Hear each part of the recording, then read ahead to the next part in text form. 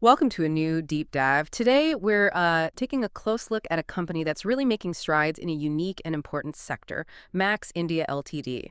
We've poured over their latest Q1 FY26 financials, investor releases, all that internal stuff. Our mission today is basically to cut through the corporate jargon and the dense numbers to give you the most essential insights.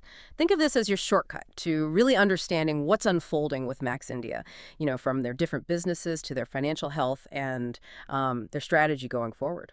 That's exactly right. We're going to synthesize quite a bit of information here, not just throwing numbers at you, but really looking at what they signify for the company's path and, well, the broader market, too. The goal is for you to walk away with a clear perspective without feeling, bogged down by all the data. Okay, so what specifically are we digging into? We're focusing on Max India's unaudited results, standalone and consolidated, for the quarter ending June 30th, 2025. These were just approved by their board August 5th. We'll get into everything, their senior living places, assisted care, and that innovative AGZ product line they have. Right, so to really get a feel for Max India, let's zoom out first. The big financial picture. What do the headline numbers tell us about their overall health this quarter, especially compared to, say, the last few? Okay, connecting into the big picture, the consolidated revenue for Q1 FY26 came in at Rs 41.3 crore. Now, that is a bit of a dip. Temporarily, they say. It's 9% lower than the previous quarter, Q4 FY25, which was 45.5 crore. But, and this is important, it's still up significantly, 29% higher than the same quarter last year, Q1 FY25. That was 32.1 crore. A temporary dip, you mentioned. What exactly caused that, and why are they so sure it'll bounce back? Well, the company points to lower management fees in their residences business compared to the last quarter. They're quite clear this is temporary, expected to recover later in the year. But what's really interesting, actually, is that even with this revenue dip, their consolidated EBITDA loss saw a pretty significant improvement. Okay, that is interesting. Revenue dips slightly, but the loss shrinks. How does that work? What's going on operationally? Right. So the consolidated EBITDA loss, that's earnings before interest, taxes, depreciation, and amortization, a key measure of operating performance, was Rs 23.3 crore for Q1. That's a 37% improvement compared to the 36.9 crore loss they posted in Q4 of FY25. This tightening of the belt, you could say, was mainly down to cost optimization efforts and more efficient treasury management. It really suggests they've got a strong handle on their operations, focusing on that path to profitability, which is, crucial in this kind of capital-intensive sector. Makes sense. And for investors listening, what about the bottom line? Earnings per share, EPS. Okay, so the consolidated loss after tax for the quarter was Rs 25.64 crore. That translates to a basic EPS of negative 5.44 rupees. Now, while it's still a loss, it is better than the negative 10.36 rupees in Q4 FY25 and also better than the negative 6.06 in Q1 last year. But it definitely raises the question, how are they funding everything with these numbers? Great question. That takes us straight to their cash situation, their liquidity. How are they fixed for funding growth? They seem to be in a pretty good position, actually. As of the end of June 2025, their liquidity was sitting at approximately Rs 320 crore, and their consolidated net worth is around Rs 460.2 crore. So well-funded for now. Okay, 320 crore. How did they build up that kind of cushion? Well, a big piece of that puzzle was a successful rights issue back in May 2025. They raised Rs 124.23 crore. And, a rights issue offers new shares to existing shareholders, usually at a discount. This one was oversubscribed 1.45 times. That signals pretty strong investor confidence, doesn't it? It certainly does. Oversubscription is always a positive signal. Was that the only factor? No, they also made a smart move by selling off a non-core asset. They monetized 3 floors they owned at Max Towers in Noida. That brought in Rs 100 crore, also in May, and that sale actually generated a profit of 9.53 crore, which they've noted as an exceptional item in the results. So it sounds like a mix of tapping into investor support and some shrewd financial management, optimizing their assets. What's the plan for that capital they raised through the rights issue then? Is it all earmarked? Good question. So of that 124.23 crore, a small portion, Rs 7.12 crore, has already been put to work. It's gone into their subsidiary, Atara Assisted Care Services, or AACSL, mostly for branding, marketing, and just, working capital. The rest, the bulk of it, about 117.1 crore, is parked strategically. 105 crore is in fixed deposits, and the remaining 12-odd crore is in designated bank accounts. And they specifically state there's been no deviation from how they said they'd use the funds. That's reassuring. Definitely reassuring for shareholders. Okay, let's pivot now. To really understand Max India, we need to unpack the different parts of the business. How did each of their main segments perform? We're talking residences for seniors, assisted care, which includes both care homes and care at home, and then that AGZ products line. Right. Let's break it down. And what's quite striking is the consistent positive momentum across these core operating areas. First, residences. Their main project in Dehradun, the flagship one, it's showing a healthy cash surplus of Rs 85 crore as of June end. Operations revenue there for Q1 was 6.2 crore, which is up about 15% year on year. And importantly, it continues to be profitable. That's solid. And are the residents happy? Seems so. Customer satisfaction, their SAT index they call it, is still strong, around 88%. And on new residence projects, they finalized a deal for one in Chandigarh. The expected IRR, internal rate of return, is projected at about 26%. Pretty healthy. And they're also working on the paperwork for a second new project in Gurugram. That one has a really eye-catching expected IRR over 100%. Wow, over 100% IRR. That sounds exceptionally high. What makes that possible? It is unusually high, yeah. Yeah. Could mean a few things. Maybe a very low initial investment, very strong projected returns, or perhaps some unique advantage they have in that specific location. Definitely one to watch. Okay, moving on from residences, how about their assisted care services? Let's start with the care homes. What kind of growth are we seeing there? Care homes had a really strong quarter. Net revenue hit Rs 2.94 crore in Q1. That's remarkable growth, roughly 90% year over year. They served up 300 patients just in Q1, and they've looked after over 2,550 since they started this segment. And capacity, are they expanding? They are. They currently have 334 beds operational, plus there are about 150 more beds being fitted out right now, expected to be ready in the first half of this fiscal year, so H1 FY26. That gets them closer to their target of around 500 beds. And yes, they've been busy launching new homes, Gurugram, Bengaluru, Noida, all in the last year. That's some serious expansion. Okay, how does the care at home side compare? It's a different model, obviously. Right, Care at Home also had a good quarter. In fact, it hit its highest ever net revenue, around Rs 4.94 crore in Q1.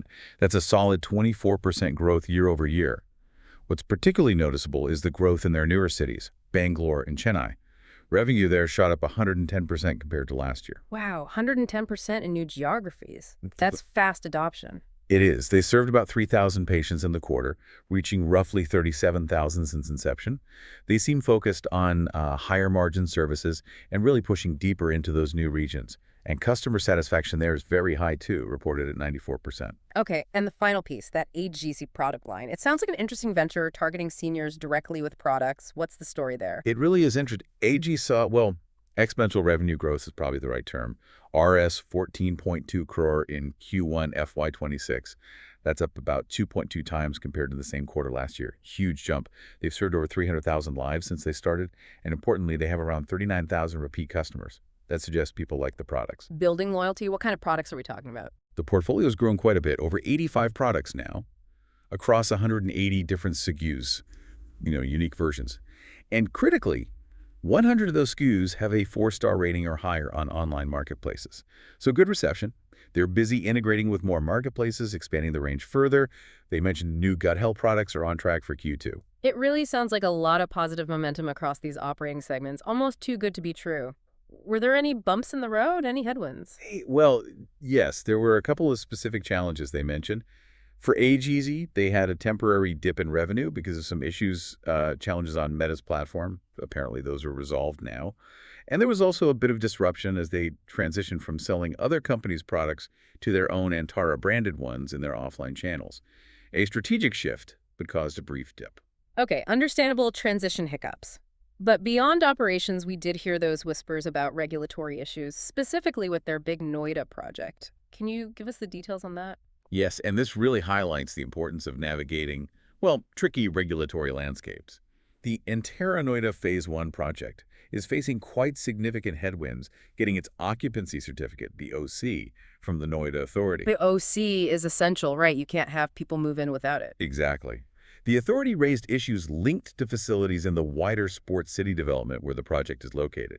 Max India took it to court, filed a writ petition, but unfortunately the Allahabad High Court dismissed it on July 29th. So now they're figuring out next steps. That includes potentially clearing any undisputed land dues they might owe.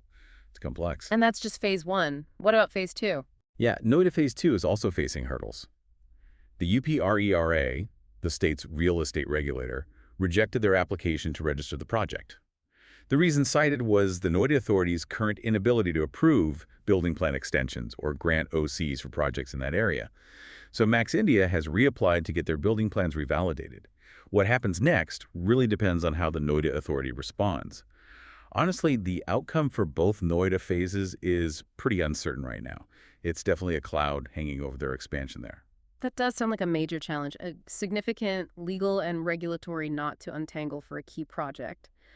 Were there any other sort of corporate level developments or strategic shifts we should know about? Just one other thing on the corporate structure side. The board has agreed to close down operations for Max UK Limited, which is a subsidiary. Now, this is significant mainly from an accounting perspective. The auditors noted that this decision impacts the going concern assumption for Max UK. Ah, the going concern assumption, meaning they no longer assume it'll operate indefinitely. Precisely. It basically signals an intentional wind down of that specific entity. It seems like a strategic move to perhaps streamline their international focus. But it's a process. It requires various permissions and consents to finalize. Okay, so bringing all these threads together now, we've looked at the financials, the segments, the funding, the challenges. What does this Q1 deep dive tell us about Max India's overall strategy moving forward? What are their main priorities for, say, the next year or two? Well, their strategy seems pretty clear. It's a continued, quite aggressive focus on scaling up those core businesses. Senior living and care are front and center. Key goals include getting occupancy rates up in their existing care homes and hitting that target of around 500 beds by early next year, H1 FY26. For AGZ, the focus is definitely on improving profit margins, making their marketing spend more efficient, and continuing to expand that product portfolio. And a big push seems to be integrating with more online marketplaces while also growing their own direct-to-consumer channel, their D2C sales. Right, and it really feels like partnerships are playing a big role in their growth story, too. Absolutely. You can see it in the strong satisfaction scores from customers and partners they highlighted. And they've actively formed quite a few strategic tie-ups. For example, with Wellbeing Nutrition for Supplements, with Axis Bank on senior care services via Axis's Silver Linings program. Also partnering with Boat for senior-focused health wearables under the AG's brand. That's interesting. Wearables specifically for seniors, that's quite niche. It is. And they also partnered with a company called Swasa for online lung health analysis. It really shows a strong commitment to using technology and collaborations to enhance what they offer.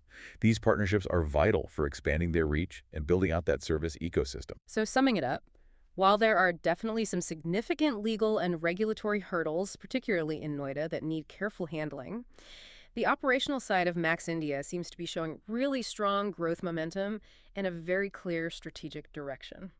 Okay, so this deep dive into Max India's Q1 FY26 results, it really paints a picture of a company navigating a fascinating growth path. We've seen impressive revenue jumps in core areas like care homes and AGZ, and importantly, that improvement in the EBITDA loss shows they're keeping a close eye on costs, which is commendable. Exactly. And the funding side looks solid for now. Thanks to that rights issue and the asset sale, they're positioned for more expansion in what's clearly a growing market. But you absolutely have to keep those Noida project hurdles in mind. The regulatory and legal issues there, plus the UK subsidiary closure, are key factors influencing their journey ahead. It's definitely a compelling snapshot, isn't it? A company in a sector with huge potential, adapting to market shifts, internal challenges, all while serving a really critical and expanding demographic. Which leads to a final thought, maybe something for you, the listener, to consider. We know the demand for senior living and care services is rising fast in India. That's undeniable. So the question becomes, how critical will a company's ability to navigate these complex, sometimes frustrating regulatory environments actually be? Especially when you weigh against strong operational results and smart partnerships. It's definitely something to ponder as you watch this vital sector evolve.